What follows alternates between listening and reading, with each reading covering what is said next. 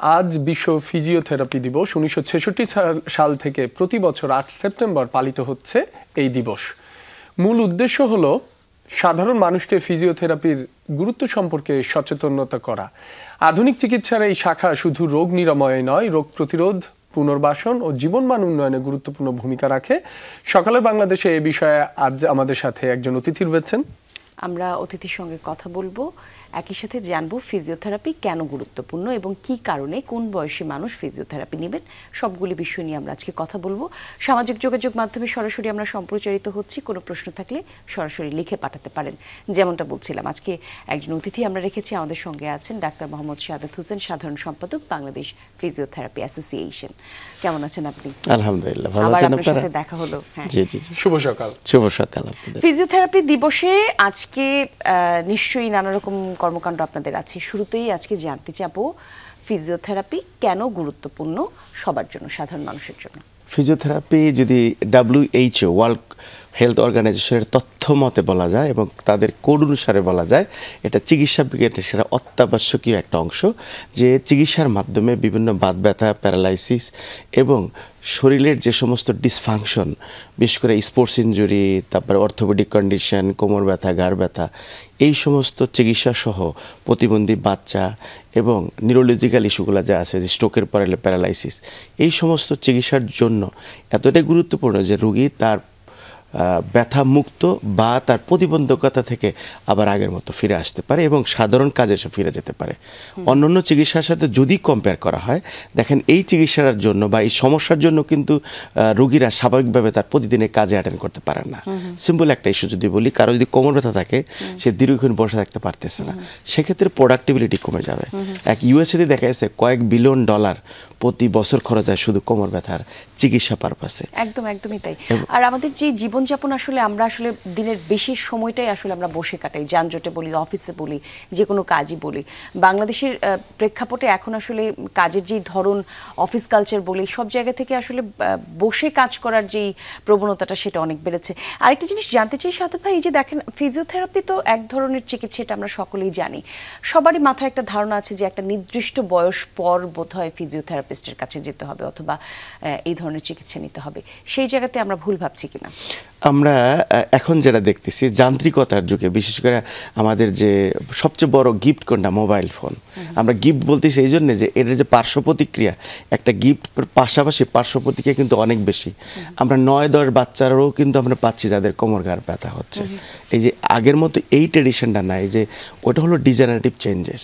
40-এর পরে মানুষের হাড় ক্ষয় যায়, মাংসপেশি ফ্লেক্সিবিলিটি কমে যায়, নার্ভের এফিকেসি কমে যায়, তার কাজের যে অদক্ষতা থাকে সেটা শারীরিক ফিটনেস এর জন্য সে পারফর্ম করতে পারে না, সেটা বয়সের জন্য। তার আগে বিভিন্ন স্পোর্টস ইনজুরি থাকতে পারে, বিশেষ করে প্রতিদিনের কাজ, যেটা আপনি বললেন যে আমরা যে কাজটা করতেছি আদৌ কি আমরা শারীরিকভাবে সেই অংশ বা স্ট্রাকচার আমাদের ফিট আছে কিনা। যেমন একজন লোক কাজ করতেছে বসে, আবার কেউ দাঁড়িয়ে কাজ করতেছে, কেউ মার্কেটিং জব, সারাদিন তাকে ট্রাভেল করতে হচ্ছে। অ্যাকর্ডিং টু তার প্রফেশন, তার শারীরিকভাবে সে আদৌ ফিট আছে কিনা। যদি ফিটনেস থাকে তাহলে সেখানে ওয়ার অ্যান্ড টেয়ার হবে, যেখানে ইনজুরি বলতেছি আমরা। আর ইনজুরির বহিঃপ্রকাশ তো স্বাভাবিকভাবেই পেইন আকারে দেখা দেবে। ইনজুরির কথা আপনি বলছিলেন, শারীরিক আঘাত বা অসুস্থতার পর বা কোনো বাইক অ্যাক্সিডেন্ট বা স্পোর্টস ইনজুরি, এগুলোর পর পুনর্বাসনে, সেটা শিশুই হোক, বয়স্ক হোক বা যে কোনো বয়সের মানুষই হোক, এটি পুনর্বাসনে ফিজিওথেরাপির গুরুত্ব বা এটি কতটা সহায়ক ভূমিকা পালন করে? একটা এক্সাম্পল মনে করেন, সিম্পল, আপনি মোটরসাইকেল অ্যাক্সিডেন্ট করেছেন, যে অংশটা অ্যাক্সিডেন্ট হয় সেটাকে আমরা কি করি, হয় ফ্র্যাকচার হয়, না হলে সফট টিস্যু ইনজুরি হয়। এই দুটাই হয় সাধারণত। যদি ফ্র্যাকচার হয় তার অপারেশন লাগে, আর ইনজুরি যদি হয় তার অলমোস্ট তার দুইটা চিকিৎসা জরুরি। নাম্বার 1 হচ্ছে তার বিশ্রাম করা। বিশ্রামের জন্য তার দরকার হলো হিলিং প্রসিডিউরটাকে অ্যাক্সেলারেট করা, যে জায়গাটা যে জোড়া লাগে, যখন জোড়া লেগে যায় তারপরে কি হচ্ছে, একটা সময় রেস্ট লাগে, সাথে মেডিকেশন। কিন্তু যখন ওই ফাংশনিংটা, ওই অংশটাকে আবার আপনি নিশ্চয়ই তো মিনিংফুল ট্রিটমেন্ট চাবেন। মিনিংফুল ট্রিটমেন্ট এরকম না যে হাঁটু ইনজুরি হওয়ার পরে আপনি নিচে বসতে পারতেছেন না, ব্যাপারটা যে পারতেছেন না, এটাই কিন্তু মিনিংফুল না। যদি আমি সঠিকভাবে বসতে পারি তাহলে আপনাকে তখনই অবশ্যই ফিজিওথেরাপিস্টকে যেতে হবে। এবং ইনজুরি রিলেটেড যে কোনো ট্রিটমেন্টের জন্যই ফিজিওথেরাপি মাস্ট। আচ্ছা, আমরা সাধারণত যখনই আমাদের শরীর বা আমাদের কোনো অসুবিধা হয় আমরা একদম ডাক্তারের কাছে যাই, তারপর একটা প্রেসক্রিপশনে ওষুধ লেখা থাকে, কিছু টেস্ট আসে, তারপর আমরা সেগুলো করি এবং সেই ভরসার জায়গাটাতেই আমরা একইভাবে চলছি। কিছুটা পরিবর্তন যদিও এসেছে মানুষের জীবনে। এখন আসলে ফিজিওথেরাপি নিয়ে মানুষের আগ্রহ বা আপনি যদি বলেন মুখে খাওয়ার ওষুধের সাথে ফিজিওথেরাপি নেওয়ার যে পার্থক্য, সেই জায়গাটাতে মানুষের আগ্রহ, চিন্তাভাবনার জায়গা, সচেতন করা, সেটার পরিবর্তন এসছে কিনা বা কতখানি উন্নতি দেখছেন? একজন রুগী যখন আমাদের কাছে আসে বলছে স্যার কোমর ব্যথায় ভুগতেছি, আমি 5 জন ডাক্তার দেখিয়েছি, ওষুধ খেয়েছি, ভালো হচ্ছে না। তাদের একটা কমন ডায়লগ থাকে, ওষুধ খেলে ভালো থাকি, বন্ধ করলে আবার আসে। তো এক্স্যাক্টলি দেখতে হবে এই যে mechanical pain or any chemical substance or rheumatic problem. If you are suffering with the chemical substance or that means rheumatic problem, you must go for medication with the rheumatologist or medicine. If it is work symptomatically, যে ওষুধ খাচ্ছেন ভালো হচ্ছেন, ওষুধ বন্ধ করলে আবার আসতেছে, তাহলে যদি আপনি বারবার ওষুধ খাচ্ছেন, আমাদের উদ্দেশ্য কি, টার্গেটটা কি? আমি ব্যথা কমায় আলটিমেটলি কিন্তু আমি পুরোপুরি সুস্থ হব। সেই ক্ষেত্রে যে ব্যথাগুলো ওষুধের মাধ্যমে কমে থাকে, বন্ধ করলে আবার আসে, ওই ডক্টর, ওই কনসালটেন্ট বা সাধারণ মানুষের বুঝতে হবে যে এই মেডিকেশন বা এই ট্রিটমেন্ট আমার রোগটাকে সারাচ্ছে না। দ্যাট মিনস এটাকে আমরা বলি রিজনাল অ্যাপ্রোচ। যে রিজনের জন্য হচ্ছে সেটা সারাচ্ছে না, সিমটমস সারাচ্ছে। এইখানে হচ্ছে ফিজিওথেরাপিটা বেস্ট ট্রিটমেন্ট প্রসিডিউর, যেখানে রিজনাল রোগের কারণটাকে আইডেন্টিফাই করে সেটা সমাধান করা হয়। ব্যথা তো একটা সিমটমস, যে কারণে ব্যথা হয় সেটাই হচ্ছে ফিজিওথেরাপির চিকিৎসা পদ্ধতি। বাহ, অর্থাৎ ফিজিওথেরাপিটা আসলে গোড়া থেকে মানুষের যে কষ্ট পাওয়া সেটাকে আসলে সমাধান করবার চেষ্টা করে। আজ তো বিশ্ব ফিজিওথেরাপি দিবস, আপনি সভাপতি অ্যাসোসিয়েশনের সাধারণ সম্পাদক, আপনি জানাবেন আজকে সারাদিন কি কি কর্মসূচি রয়েছে? আমাদের সবচেয়ে বড় সারা বিশ্বে 138টা দেশে একইভাবে একই সাথে এইভাবে দিবসটি পালিত হয়। আমরা সকালে র্যালির মাধ্যমে প্রোগ্রামটা শুরু করি, তারপরে বিভিন্ন সেন্টার সারা বাংলাদেশে আমাদের যারা মেম্বার আছে তাদেরকে আমরা আগে থেকে নির্দেশনা দেওয়া আছে এবং তারা উইলিংলি ফ্রি হেলথ ক্যাম্প তারা আয়োজন করেছে। আজকে বাংলাদেশে ম্যাক্সিমাম সেন্টারগুলোতে কিন্তু আপনার বিশেষ করে দুপুর পর্যন্ত ফ্রি ক্যাম্প বা ফ্রি রোগী দেখা হবে।